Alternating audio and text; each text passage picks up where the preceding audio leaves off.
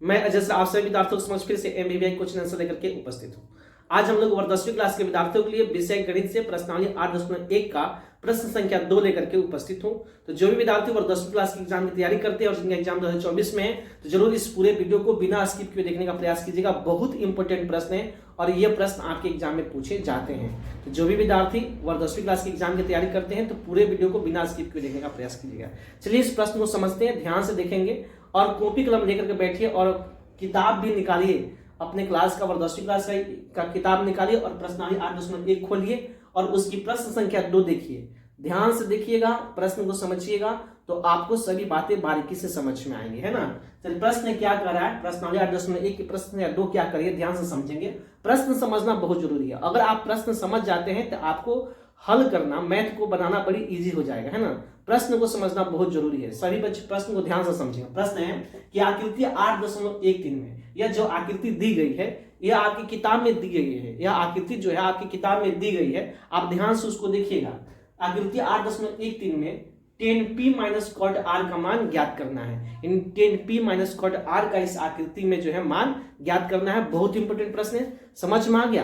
प्रश्न देखिए, आकृति दी गई है, यहाँ पे आकृति जो है आपकी किताब में दी गई, हमने इस बोर्ड पे बना दिया उस आकृति को और कह रहा है कि 10p माइनस कॉट r का मान ज्ञात कीजिए। बहुत इजी प्रश्न है, ध्यान से समझेंगे। चलिए इस प्रश्न को बनाते हैं, ठीक है। तो सबसे पहले जब भी प्रश्न को बनाते हैं तो क्या लिखते हैं, हल लिखते हैं, सोल्यूशन लिखते हैं। तो हमने यहाँ पे सोल्यूशन लिख दिया। अब इस आकृति में जो है, आकृति में क्या दिया गया है तो ध्यान देखिएगा। यहाँ पे त्रिभुज PQR में दिया है। ध्यान से समझेंगे, जैसे जैसे हम लिख रहे हैं वैसे ध्यान से समझेंगे और समझने के बाद तब इसको नोट करेंगे। पहले ध्यान से देखिए वीडियो को।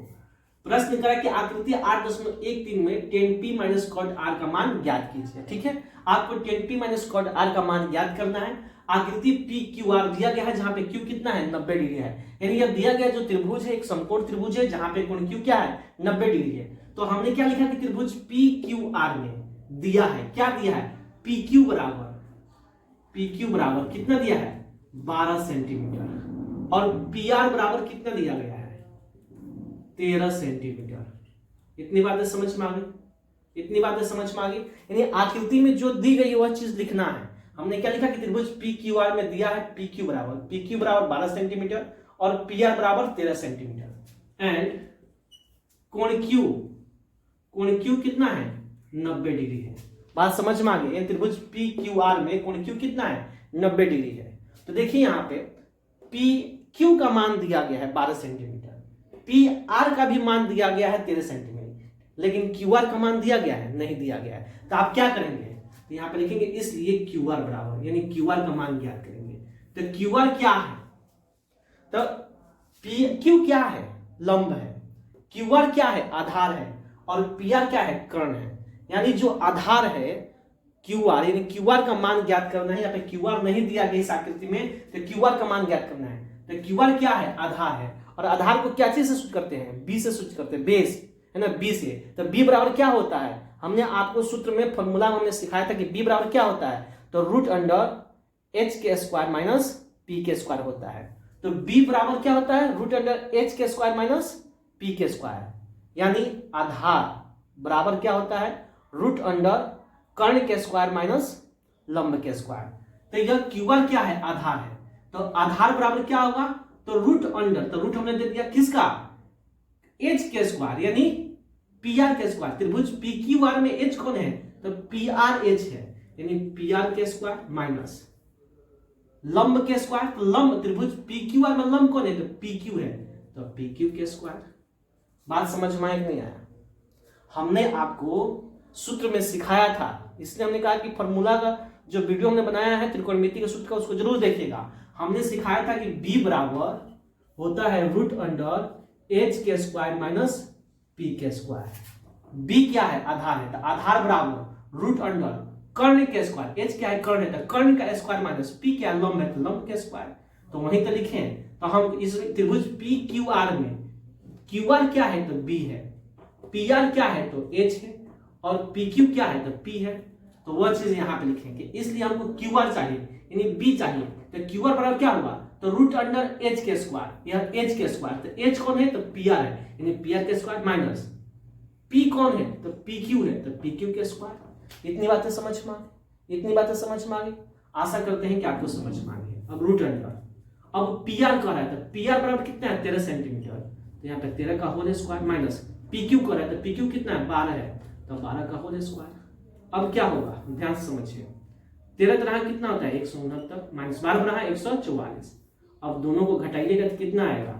9 में से 4 गया 5 और 6 में से 4 गया 2, 1 31 बराबर कितना आया? 5 सेंटीमीटर आया। इसलिए क्यू आर बराबर कितना हुआ? 5। यहाँ पर सेंटीमीटर मत लिखिए, यहाँ पे लिखना। इसलिए क्यू आर बराबर कितना हुआ?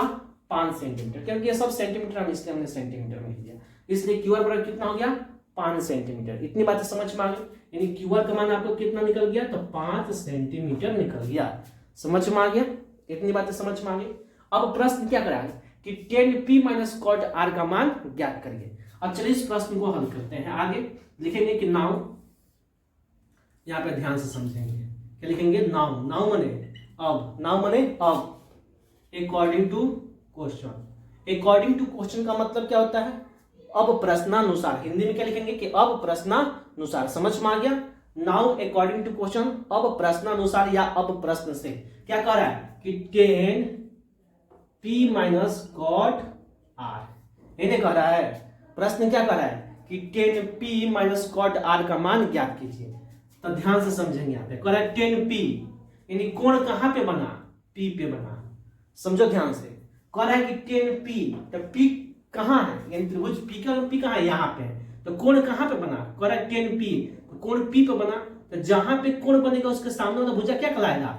लंब कहलाएगा। सिखाए थे ना जब फॉर्मूला समझा रहे थे, त्रिकोणमिति के जब सूत्र समझा रहे थे, तो हमने वहां पे समझाया था कि जहां पे कोण बनेगा उसके सामने वाला भुजा क्या कहलाएगा? लंब कहलाएगा। कोण कह रहा है tan p, यानी थीटा जो है p है, तो कोण कहां बना? p पे बना। जहां पे कोण बनेगा उसके सामने वाला भुजा लंब कहलाएगा, तो tan p कह रहा है। तो यह लंब हुआ और यह आधार हुआ। और tan थीटा बराबर क्या होता है? हमने आपको सिखाया था वहां पे कि tan थीटा बराबर क्या होता है? p बटा b होता है। ऐसा सूत्र आपने पढ़ा होगा कि tan थीटा बराबर क्या होता है? p बटा b। तो कोण कहां बना? tan p पर बना। तो p कौन होगा? तो q r होगा। और b कौन होगा? तो p q होगा। तो यहाँ पर p q हो गया माइनस। अब क्या करें? cot r, यानी कोण कहां बना? r पे बना। अब यहाँ पे देखिए माइनस है, तो माइनस हमने दे दिया। cot r कर रहा है, तो कोण कहां बना? r पे बना। समझ में आया? अब कोण r पे बना, तो जहां पे कोण बनेगा उसके सामने वाला भुजा लंब कहलाएगा। तो कोण कहां बना? r पे, तो लंब कौन होगा? तो यह होगा। तो आधार कौन होगा? क्यू आर होगा। तो कॉट थीटा बराबर आपने सूत्र याद किया होगा। कॉट थीटा बराबर क्या होता है? b बटा p होता है। ऐसा सूत्र आपने पढ़ा है ना। तो कॉट r कर रहा था, कॉट थीटा बराबर b, तो कोण r पे बना। तो p कौन होगा? p q होगा। तो b कौन होगा? q r होगा। तो q r हो गया। और b कौन होगा? तो p q होगा। तो p q हो गया। इतनी बातें समझ में आई कि नहीं आई? आ गई। इतनी बातें समझ में आ गई। आशा करते हैं कि आपको इतनी बातें समझ में आ गई। चलिए अब करें क्यू आर बटा पी क्यू। तो क्यू आर का मान कितना यहाँ पे आ रहा है? 5 सेंटीमीटर। तो 5 लिख देंगे बटा पी क्यू। तो पी क्यू का मान कितना है? 12 सेंटीमीटर। तो 12 लिख देंगे। माइनस है तो माइनस हो गया। फिर क्यू आर करा था, क्यू आर का मान कितना है? 5 सेंटीमीटर। 5 सेंटीमीटर। और पी क्यू का मान कितना है? 12 सेंटीमीटर। तो 12 सेंटीमीटर हो गया। समझ में आ गया? यानी 5 बटा 12 माइनस 5 बटा 12। अब दोनों को घटाइएगा, बटा घटा बनाइएगा तो क्या मिलेगा आपको?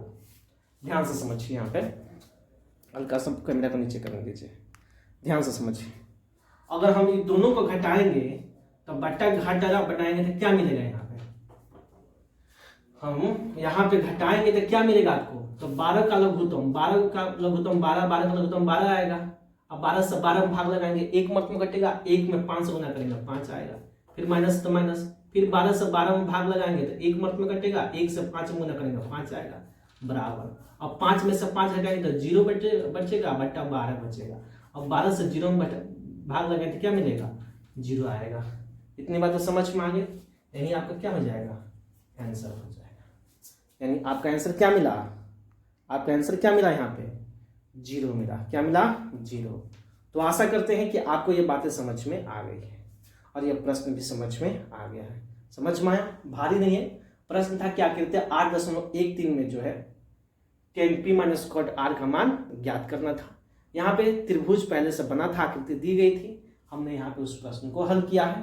तो अब आशा करते हैं कि आपको ये प्रश्न समझ में आ गया है। अगर आप इसका स्क्रीनशॉट लेना चाहते तो ले लीजिए, हम हट जाते हैं। तो आशा करते हैं कि आपने इसका स्क्रीनशॉट ले लिया है और आपको यह प्रश्न समझ में आ गया है। अगर आपको लगता है कि सभी प्रश्न इंपॉर्टेंट है और आपके एग्जाम के लिए उपयोगी है तो जरूर आप मेरे चैनल को सब्सक्राइब कीजिएगा, वीडियो को लाइक कीजिएगा, साथ ही साथ इस वीडियो को शेयर कीजिएगा और बेल आइकन को जरूर दबाएं ताकि इस तरह के एमबीबीआई क्वेश्चन आंसर आपके स्क्रीन पर सबसे पहले मिले और आप अपने एग्जाम की बेहतर से बेहतर तैयारी कर सके। इसके साथ बिहार बोर्ड के जितने भी विद्यार्थी हैं, साथ ही साथ इस देश के जितने भी युवा हैं जो किसी भी कॉम्पिटिटिव एग्जाम की तैयारी करते हैं, उन सभी मित्रों, सभी दोस्तों को मेरी तरफ से बेस्ट ऑफ लक। जय हिंद, जय भारत।